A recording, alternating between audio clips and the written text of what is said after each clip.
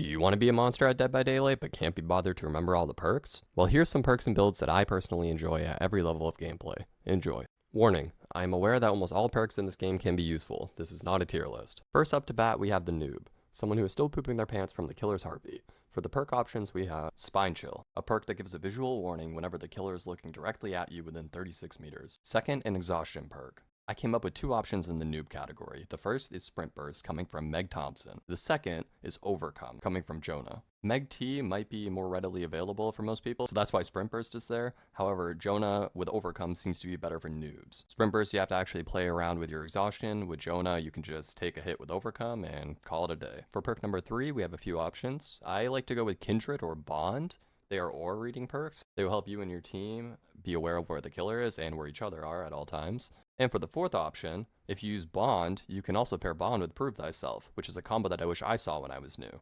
You can find teammates and only do gens impacted by Prove Thyself. You could bring a toolbox, and that's overall really solid. The other option is Déjà Vu. So you could run Kindred, Déjà Vu, Spine Chill, and an exhaustion perk of your choosing. Or you could switch out Kindred. In reality, everything's interchangeable in this game. That's one thing I do want to make very clear. I'm not going to be going over every single perk in this game. That would take too long. Level number 2, Learning to Loop. The build in this category is actually my personal favorite build for messing around, and it consists of Windows of Opportunity plus any of the above perks, or you could bring Dramaturgy from Nick Cage, Finesse from Lara Croft, and Resilience, which is a general perk. The result is one of the strongest chase builds in the entire game. You have Finesse, which allows you to vault windows 20% quicker every 30 seconds with tier 3.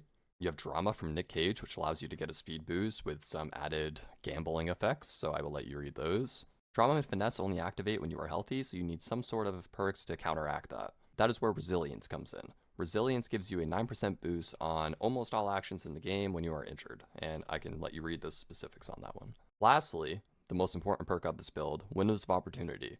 When you're learning to loop, the main issue is knowing what direction you want to run and making the correct calls. So we can cut that in half. You only have to worry about making the correct calls when you have Windows of Opportunity. It allows you to see pallets within a 32-meter radius. So you have the perks to help you get there, and you know where you're going thanks to Windows of Opportunity. This combo is fantastic for learning to loop, and it's also really good at avoiding dead zones. However, I do have some amazing builds for that, so this is our next category. Level 4, Avoiding Dead Zones. I like to call this level Avoiding Dead Zones because the goal is to be as efficient as possible in-game while making sure that we know where to run in chases thanks to Windows of Opportunity. It needs no introduction. This perk is amazing. The second perk, Déjà Vu or Prove Thyself, for that sweet gen progression, paired with the combo of self-care and botany knowledge for a total self-heal speed of 85%. It's some great skill checks and it feels great, especially when you're stuck in a 3-gen or when you're playing 1 versus 3. At this point, the entire game really opens up. You can focus on boons, gens, looping pallets with chemtrap, looping while injured, the list is endless. If you want a video of every build I can think of, or maybe a video explaining perk combos and some basic pairings like self-care and botany knowledge, or inner strength and build to last, please let me know. The goal of this video was just to have some fun and maybe give some new players a direction to head in. If you would like a more in-depth video, then please let me know. Level 4 is the free roam spot. You understand how to loop, you can somewhat keep track of dead zones enough in solo queue to have some fun, and you make killers angry. There are a lot of options, so I will mention some in vastly different directions. First, I have an anti-tunnel build consisting of Off the Record, Decisive Strike, Dead Hard, or made for this if you can't hit Dead Hard, and Borrowed Time. Solid build, but I find it hard to get killers to tunnel me, so I stay far away from second chance perks, and that's really all I have to say on that matter. Second, I have 2 Boon builds. Boon builds get no love because there are just better options out there. The first is Overzealous, Clairvoyance, and Déjà Vu. The last perk, you can really pair anything you want. This build is solid for gens as far as Boon related builds go. The second Boon build is Circle of Healing, Shadow Step, Dark Theory, with Drama, or insert your favorite exhaustion perk here. Just throw in the best boons with exhaustion and call it a day. Honestly, enough said. The third concept or direction you can go into is called aura reading. A build for that is Bond, Kindred, open-handed, and we'll make it for all the unhooks you'll be getting with this build.